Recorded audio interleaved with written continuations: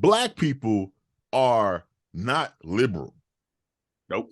at all. Like, I mean, we just got on the gay stuff like 5, 10 years ago. Like we were way behind Yeah. everybody else when it came to like, gay marriage and things of that nature. So I would say in the Democratic Party, we are, and it's a bunch of studies and evidence that shows we're like the most conservative voting bloc of Yep. the Democratic Party.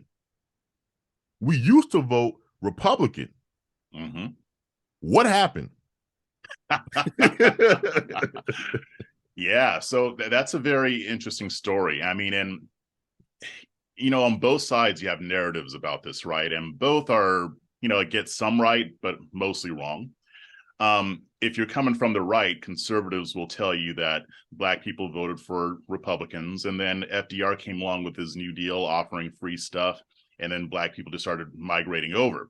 There's a lot more nuance to it than that. This kind of ignores what the Republican Party did after Reconstruction.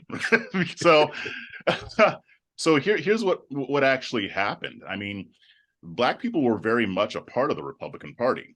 I believe that in Texas, back in those times, at one point, Black people made up like 80 to 90% of the Texas State Republican Party.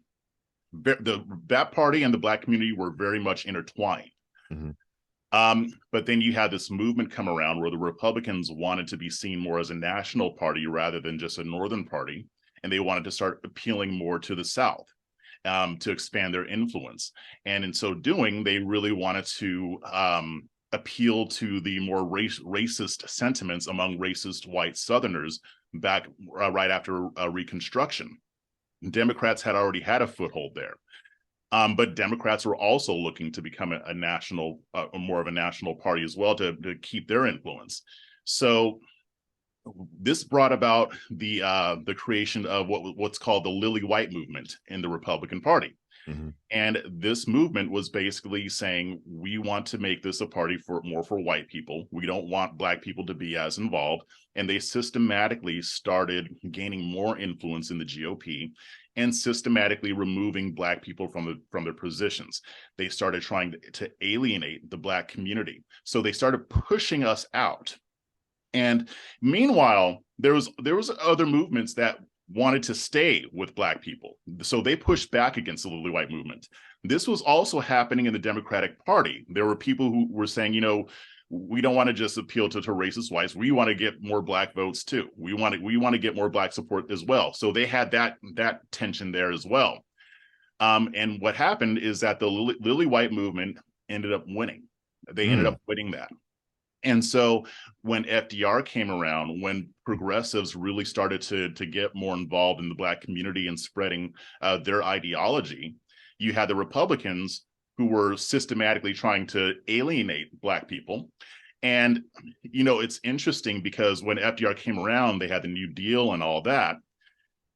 Black people were like, okay, well, they're offering something to help us improve our conditions. They were still dealing with Jim Crow and the after effects of slavery, still a lot of discrimination, still a lot of violence, and a lot of Black people were struggling.